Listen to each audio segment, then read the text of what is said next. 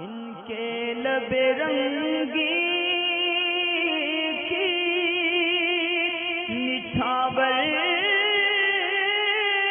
تھی کہ جس نے سفر کے دوران کیا ورد کرنے سے تھکن سے